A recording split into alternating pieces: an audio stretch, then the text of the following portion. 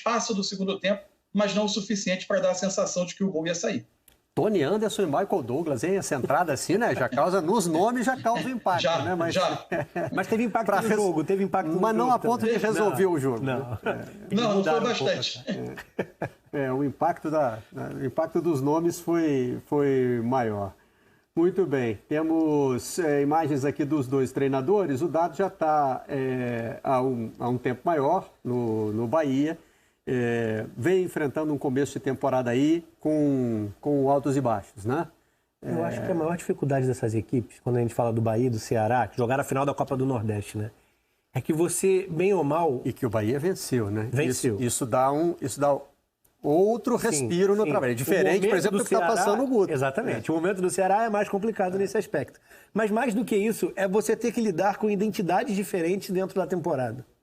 E a primeira metade, ou a primeira parte da temporada, faz com que essas equipes joguem tendo que se afirmar. Elas são as que tomam a iniciativa, as que ficam mais com a bola. Protagonistas. Exatamente. O protagonismo fica com elas, né? E quando você chega no... Isso é uma realidade que o Fortaleza encarou nos últimos anos também.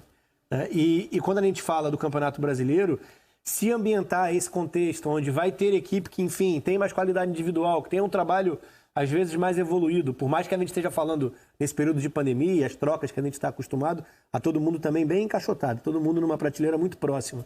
Mas eu acho que o difícil é determinar qual a sua identidade, de que forma você vai atuar.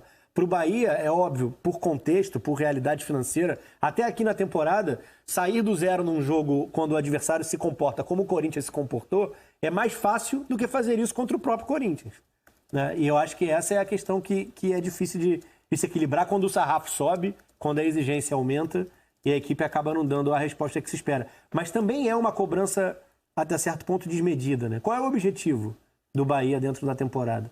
O que se espera de salto? Porque há um teto, no fim das contas há um teto. A não ser que o trabalho, depois de estabelecido, consiga encurtar a distância, inclusive de investimento para outras equipes, quando a gente fala do Rio e São Paulo, quando fala da capacidade de investimento do Atlético Mineiro, o Grêmio estabelecido no Sul, o Atlético Paranaense no Paraná.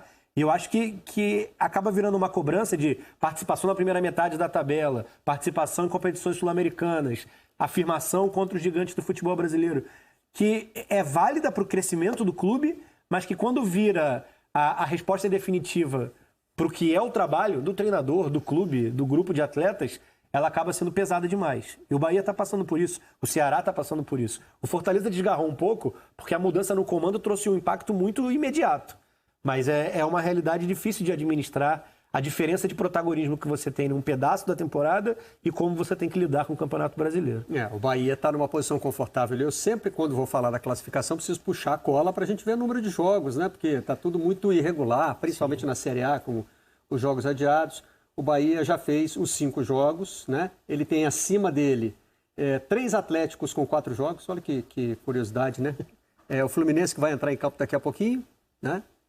Não, acima não. O Fluminense está ali junto, né? Junto do Bahia, com 8 pontos. E os 3... Não, o Atlético está com 7. O Atlético Goianiense está com 7. Todo mundo em volta do gente, é porque a minha tabela aqui já começou a ser atualizada com os jogos da rodada. Os jogos, o Atlético Goianiense está com 8. A bola já tá rolando, aí bagunçou a minha com relação a essa aí. Mas o número de jogos é isso aí. Estão chegando a 4 os Atléticos. Mansur, o Corinthians está um pouquinho mais para baixo na classificação. E uma expectativa que pode até não ser alta para essa temporada. O clube está vivendo problemas de reestruturação financeira, mas a cobrança é sempre alta, né? E o Silvinho vai ter que ter essa briga com o tempo aí. É curioso falar isso, mas o que o Rafa falou sobre o Bahia, embora o Corinthians seja tradicionalmente um time muito habituado mesmo na época dos pontos corridos, onde você tem um campeonato que exige muito do nível de investimento de cada clube e não tem como fugir disso. Mais habituado a brigar na parte de cima da tabela, a gestão de expectativa para essa temporada do Corinthians também é importante que seja feita, para que você não crie também uma pressão, como está já cercando o clube de uma maneira absolutamente irreal e desmedida. O Corinthians faz uma temporada em que a reestruturação financeira está tendo o seu reflexo em campo, e a prioridade é fazer essa reestruturação, reduzindo ao máximo os danos ao desempenho técnico do time. Não tem como ser de outra forma. Por enquanto, o que a gente pode olhar, dava para ver isso no jogo do Corinthians com o Bragantino, que ele terminou sofrendo a virada, sendo derrotado. Dá para ver, de certa forma, no jogo de hoje.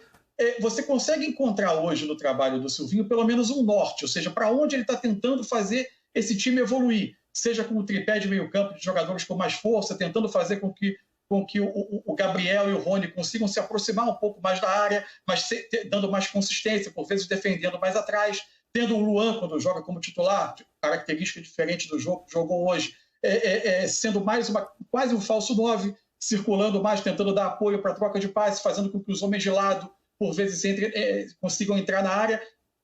Pelo menos um norte de um trabalho. Tinha algo acontecendo. O Corinthians tem, por vezes, bons momentos dentro dos jogos.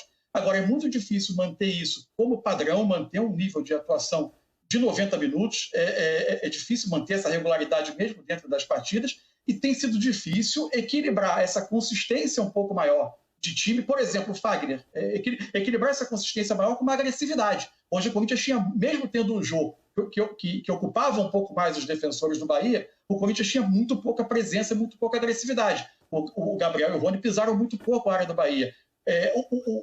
Nesse novo comportamento, o próprio Fagner, que podia ser uma peça de um pouco mais de profundidade pelo lado, na ausência do Mosquito, e hoje tinha o Ramiro pelo lado, que tende a vir por vezes para dentro. Podia ter essa passagem com o Fagner. No modelo, o Fagner passa muito menos do que em outros tempos. Enfim, são vários ajustes para tornar esse time equilibrado que ainda precisam acontecer. Muito bem. Só quero registrar que recebi uma mensagem do meu amigo Vitão, que eu nunca soube que era corintiano, ele nunca deu pinta, e está dizendo aqui que o mínimo que espera do apresentador do Troca de Passe é que isenta e equilibradamente exija a rescisão imediata do contrato do Jô por atuar de chuteira verde. Pô, deixa o cara, é estilo. Né?